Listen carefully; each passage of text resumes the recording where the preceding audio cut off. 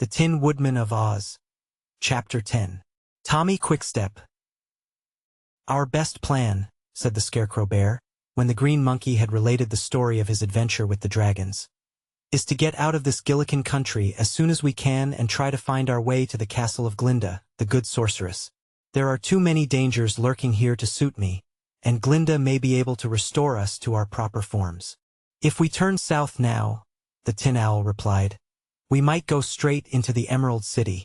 That's a place I wish to avoid, for I'd hate to have my friends see me in this sad plight. And he blinked his eyes and fluttered his tin wings mournfully. But I am certain we have passed beyond Emerald City, the Canary assured him, sailing lightly around their heads. So, should we turn south from here, we would pass into the Munchkin country, and continuing south we would reach the Quadling country where Glinda's castle is located. Well, since you're sure of that, let's start right away, proposed the bear. It's a long journey, at the best, and I'm getting tired of walking on 4 legs. I thought you never tired, being stuffed with straw, said Woot.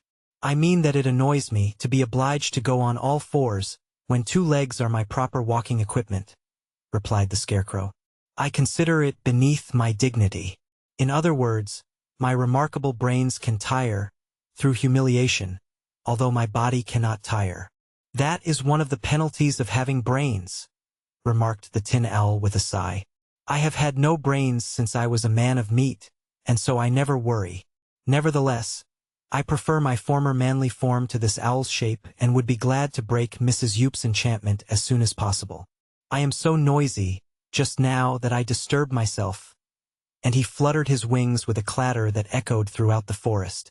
So, being all of one mind, they turned southward, traveling steadily on until the woods were left behind and the landscape turned from purple tints to blue tints, which assured them they had entered the country of the Munchkins. Now I feel myself more safe, said the Scarecrow Bear.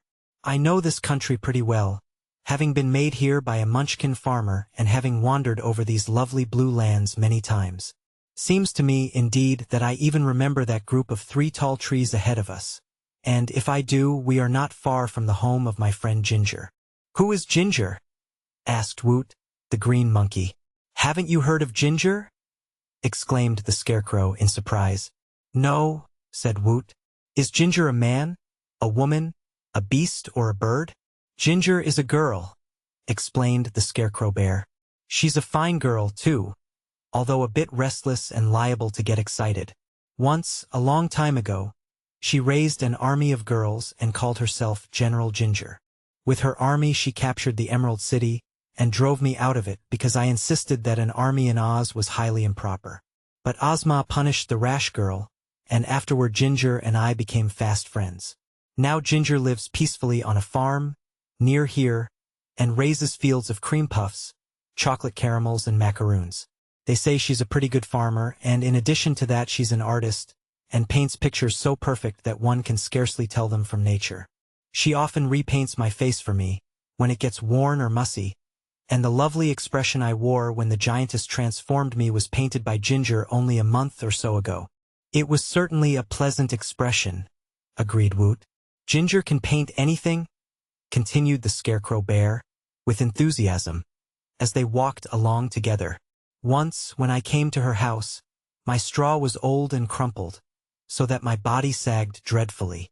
I needed new straw to replace the old, but Ginger had no straw on all her ranch and I was really unable to travel farther until I had been restuffed.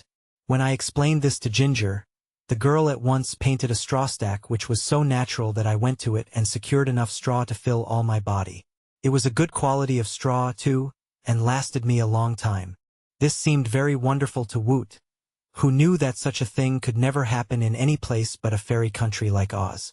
The Munchkin country was much nicer than the Gillikin country, and all the fields were separated by blue fences, with grassy lanes and paths of blue ground, and the land seemed well cultivated. They were on a little hill looking down upon this favored country, but had not quite reached the settled parts, when on turning a bend in the path they were halted by a form that barred their way. A more curious creature they had seldom seen, even in the land of Oz, where curious creatures abound. It had the head of a young man, evidently a Munchkin, with a pleasant face and hair neatly combed. But the body was very long, for it had 20 legs, 10 legs on each side, and this caused the body to stretch out and lie in a horizontal position, so that all the legs could touch the ground and stand firm. From the shoulders extended 2 small arms. At least, they seemed small beside so many legs. This odd creature was dressed in the regulation clothing of the Munchkin people. A dark blue coat neatly fitting the long body and each pair of legs having a pair of sky blue trousers, with blue-tinted stockings and blue leather shoes turned up at the pointed toes. "I wonder who you are?" said Polychrome the canary, fluttering above the strange creature, who had probably been asleep on the path. "I sometimes wonder myself who I am," replied the many-legged young man. "But in reality I am Tommy Quickstep, and I live in a hollow tree that fell to the ground with age. I have polished the inside of it, and made a door at each end, and that's a very comfortable residence for me because it just fits my shape." "How did you happen to have such a shape?" asked the Scarecrow Bear, sitting on his haunches and regarding Tommy Quickstep with a serious look. "Is the shape natural?" "No, it was wished on me," replied Tommy with a sigh. "I used to be very active and loved to run errands for anyone who needed my services. That was how I got my name of Tommy Quickstep. I could run an errand more quickly than any other boy, and so I was very proud of myself. One day, however, I met an old lady who was a fairy or a witch or something of the sort, and she said if I would run an errand for her to carry some magic medicine to another old woman she would grant me just one wish, whatever the wish happened to be. Of course I consented and, taking the medicine, I hurried away. It was a long distance, mostly uphill, and my legs began to grow weary. Without thinking what I was doing, I said aloud, 'Dear me, I wish I had 20 legs.'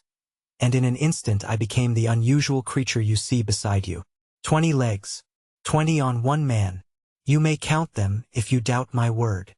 "You've got 'em all right," said Woot the monkey, who had already counted them. "After I had delivered the magic medicine to the old woman, I returned and tried to find the witch or fairy, or whatever she was, who had given me the unlucky wish, so she could take it away again. I've been searching for her ever since, but never can I find her," continued poor Tommy Quickstep sadly.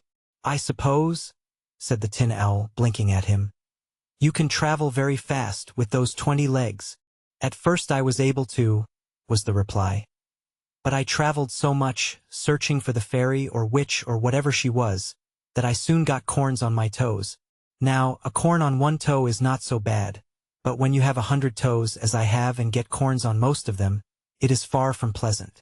Instead of running, I now painfully crawl, and although I try not to be discouraged, I do hope I shall find that witch or fairy, or whatever she was, before long." "I hope so too," said the Scarecrow. "But, after all, you have the pleasure of knowing you are unusual, and therefore remarkable among the people of Oz. To be just like other persons is small credit to one, while to be unlike others is a mark of distinction." "That sounds very pretty," returned Tommy Quickstep. "But if you had to put on 10 pair of trousers every morning, and tie up 20 shoes, you would prefer not to be so distinguished. Was the witch or fairy or whatever she was, an old person with wrinkled skin and half her teeth gone?" inquired the Tin Owl. "No," said Tommy Quickstep. "Then she wasn't old Mombi," remarked the transformed emperor. "I'm not interested in who it wasn't so much as I am in who it was," said the 20-legged young man. "And whatever or whomsoever she was, she has managed to keep out of my way. If you found her, do you suppose she'd change you back into a 2-legged boy?" asked Woot. "Perhaps so, if I could run another errand for her and so earn another wish." "Would you really like to be as you were before?" asked Polychrome the canary, perching upon the green monkey's shoulder to observe Tommy Quickstep more attentively. "I would, indeed," was the earnest reply. "Then I will see what I can do for you," promised the Rainbow's daughter, and flying to the ground she took a small twig in her bill and with it made several mystic figures on each side of Tommy Quickstep.